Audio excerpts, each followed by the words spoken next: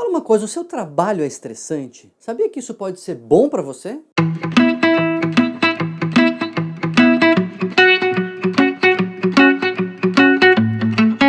Quem pediu pra gente falar sobre estresse no trabalho foi a Luciana Nogueira, que está inscrita no canal. Aliás, já aproveita e faz que nem ela, se inscreve aqui, aciona a notificação para receber os vídeos quando a gente postar. E vamos conversar sobre, afinal, o estresse é bom, é mal, o que isso pode ajudar, o que isso pode prejudicar. Sabe que o estresse, ele é meio que nem o ovo. É o ovo, verdade. Lembra que se falava sempre que o ovo fazia mal, que o ovo ia te matar, que o ovo ia entupir suas artérias, e de repente começou a falar, bom, peraí, talvez o ovo não seja tão ruim assim, talvez ele não faça tão mal, e agora a gente já está até ouvindo falar que o ovo faz bem, então o estresse é mais ou menos a mesma coisa.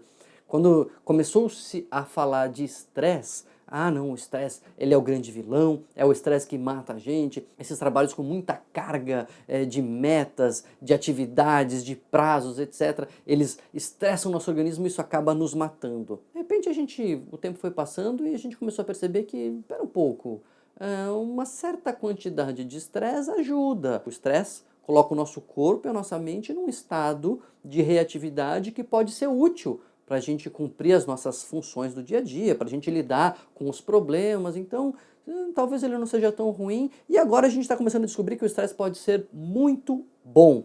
Olha só que interessante esse estudo feito nos Estados Unidos. Os cientistas acompanharam mais de 2.000 homens durante 7 anos e foram perguntando ao longo do tempo, assim, como que estava o estresse no trabalho, se tinham muitas metas, se tinham prazos apertados, se tinham tarefas em excesso e etc., para avaliar o nível de estresse dos sujeitos. E foram quantificando ali, foram anotando quem estava mais estressado, quem estava menos estressado, quem tinha maior carga no trabalho, quem tinha menor carga e assim por diante. Ao final de 7 anos, eles perceberam quem morria mais e quem morria menos. Só que não foi só o estresse que eles mediram. Essa que foi a pegadinha, esse que foi o pulo do gato. Os cientistas também perguntaram quanto de autonomia os funcionários tinham. Quanto de flexibilidade os trabalhadores tinham nas suas atividades. Podiam definir que tarefa fazer antes, podiam escolher um pouco o horário de saída, horário de entrada, hora do almoço, tinham possibilidade de priorizar algumas atividades, de escolher a forma de fazer, ou seja, o quanto de liberdade, de flexibilidade, de autonomia esses trabalhadores tinham. E essa que foi a grande surpresa. No final de 7 anos, as conclusões foram que quem não tinha liberdade, quem tinha pouca autonomia e era submetido a uma rotina de estresse, metas, prazos, pressão e etc., tinha um risco aumentado de mortalidade, mais ou menos de 15% maior o risco de mortalidade. Agora, olha que interessante, quando eram empregos, quando eram funções, trabalhos que tinham maior autonomia, que tinham maior flexibilidade, que a pessoa tinha um grau de decisão ali próprio, que ela tinha certa liberdade, a mesma quantidade de estresse aumentava a expectativa de vida, diminuía o risco de morte, diminuía em 34% o risco de morte. A presença do estresse diminuindo o risco de morte desde que as pessoas tenham autonomia e tenham liberdade. Olha que interessante, né? Parece que o que mata mesmo, o que nos estressa, o que nos desgasta, não é o prazo, a meta, não é a pressão por si só, mas é tudo isso com a sensação de estar preso, de não ter liberdade, de não ter nenhuma autonomia, nenhuma capacidade de decisão, uma capacidade de decisão muito pequena.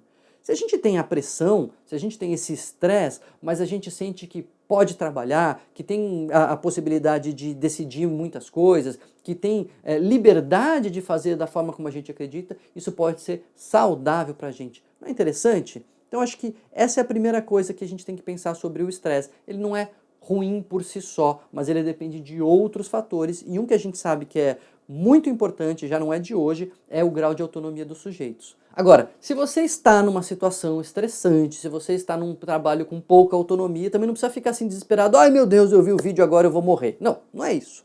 Até porque tem um estudo muito interessante feito no Brasil, que foi patrocinado pelo SESI e realizado por alguns pesquisadores que são meus amigos, que testaram um modelo de redução do estresse baseado em mindfulness, aquela técnica de meditação. Se você quiser saber um pouco mais sobre meditação, dá uma olhada aqui nas descrições do vídeo, que a gente vai deixar o link de outros vídeos que a gente já fez sobre meditação. E eles testaram isso aqui no Brasil e fizeram um modelo que os funcionários, uma vez por semana, durante menos de 1 hora, faziam exercícios de meditação.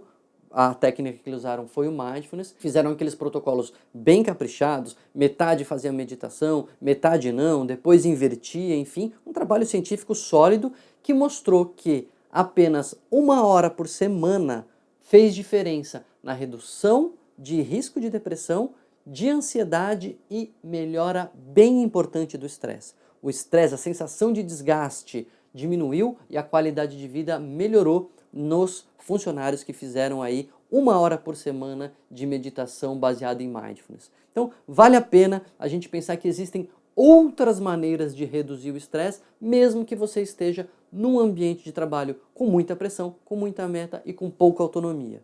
Se puder aumentar a sua autonomia, se der para falar com o chefe, se der para conversar na empresa e aumentar um pouco a sua autonomia, melhor ainda, porque isso pode aumentar aí a sua expectativa de vida, pode diminuir o seu risco de morte. Agora, se não tiver jeito, às vezes 1 horinha de meditação por semana já pode fazer muita diferença.